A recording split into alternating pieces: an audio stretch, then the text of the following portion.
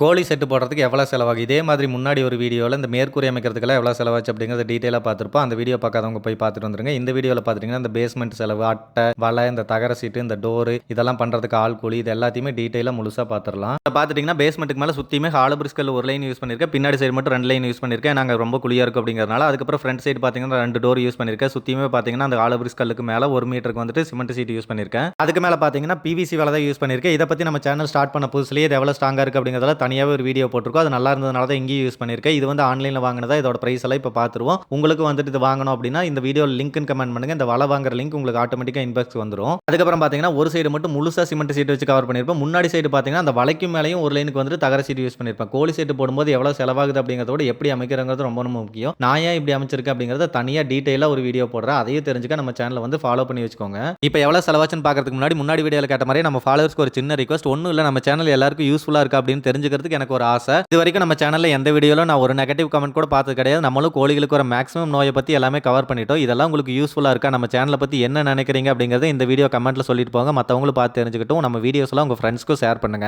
எவ்வளோ செலவாச்சுன்னு பார்த்தலாம். ஃபஸ்ட்டு இந்த பேஸ்மெண்ட்டுக்கு மண்ணு கொட்டுவோம். அது வந்து நம்ம பக்கத்தில் இந்த மண்ணையே எடுத்து யூஸ் பண்ணிட்டோம். அது வந்து பார்த்தீங்கன்னா 5 லோடு மண்ணு பிடிச்சது. ஒரு லோடுக்கு வந்துட்டு ஜேசிபிக்கு 200, டிராக்டருக்கு 200, 5 லோடுக்கு வந்துட்டு 2000 செலவாச்சு. அதுக்கப்புறம் கருங்கல் நான் வந்து இங்கிருந்து கல்லை எடுத்து யூஸ் பண்ணிட்டு நீங்கள் வந்துட்டு வெளியில் வாங்கினீங்க அப்படின்னா உங்களுக்கு வந்துட்டு ஒரு யூனிட் கல் பிடிக்கும். அதுக்கு வந்து ஒரு 4000 ரூபா. அப்புறம் ஹாலோ பிரிஸ் கல் எப்படி யூஸ் பண்ணியிருக்கேன்னு முன்னாடியே சொன்னேன்ல. அது வந்து ஒரு 100 கல் பிடிச்சது. ஒரு கல் 40 ரூபான்னு 4000 ரூபா. அதுக்கப்புறம் மொத்தமாக எம் சாண்ட் வந்துட்டு அரை யூனிட் 3500 ரூபா. அதுக்கப்புறம் மொத்தமாக வந்துட்டு 5 மூட்டை சிமெண்ட் பிடிச்சது. அதுக்கு ஒரு 1500 ரூபா. அதுக்கப்புறம் இந்த சுற்றி அட்டையை வச்சு போல்ட் போடுறதுக்கு வந்துட்டு ரீப்பர் வேணும்ல. அதுக்கு வந்து தென்னை ரீப்பர் வந்து 200 அடி வாங்கியிருந்தேன். ஒரு அடி வந்துட்டு 12 ரூபான்னு 200 அடிக்கு 2400 ரூபா. அப்புறம் ஒரு சைடு வந்துட்டு சிமெண்ட் சீட் முழுசாக கவர் பண்ணியிருந்தேன். அது எனக்கு பழைய சிமெண்ட் சீட் கிடைச்சது. அது மொத்தமாகவே 1200 ரூபா தான் வந்துச்சு. 3 சைடுக்கு புது அட்டை தான் யூஸ் பண்ணியிருக்கேன். அது வந்து 1 மீட்டர் அட்டை 24 அட்டை தேவைப்படுச்சு. ஒரு அட்டை 220 ரூபான்னு மொத்தமாக 5280 ரூபா செலவாச்சு. அதுக்கடுத்து இந்த பிவிசி வலை இது உங்களுக்கு வேணும்னா இந்த வீடியோ லிங்க் கமெண்ட் பண்ணுங்க. இது வந்து ஒரு ரோல் 30 அடி நீளமும் 5 அடி ஹைட்டு வரும். 2 ரோல் தேவைப்படுச்சு. ஒரு ரோல் வந்து 1500 ரூபா, 2 ரோலுக்கு 3000 ரூபா வந்துச்சு. அதுக்கடுத்து டோர் 2 டோர் யூஸ் பண்ணிருப்பேன். ரெண்டுமே தகர சீட்ல செஞ்ச டோர் தான். ரெடிமேட் டோரை எடுத்துட்டு ஒரு டோர் வந்து 1400 ரூபா வந்துச்சு. 2 டோருக்கு 2800 ரூபா.